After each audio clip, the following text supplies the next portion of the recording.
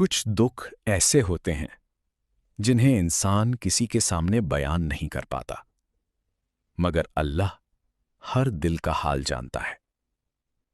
اگر آپ کسی ایسی پوشیدہ تکلیف میں مبتلا ہیں جسے صرف اللہ ہی جانتا ہے، تو خاموشی سے صدقہ اور خیرات کیا کریں، کیونکہ جو نیکی چھپ کر کی جاتی ہے وہ سب سے پہلے آسمانوں تک پہنچتی ہے۔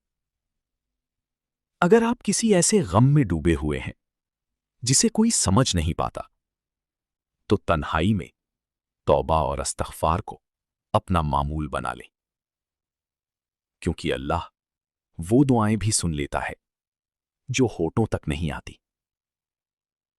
اور اگر کوئی صدمہ آپ کو اندر سے توڑ رہا ہے، تو رات کے آخری پہر اٹھ کر 2 رکعت نماز ادا کریں۔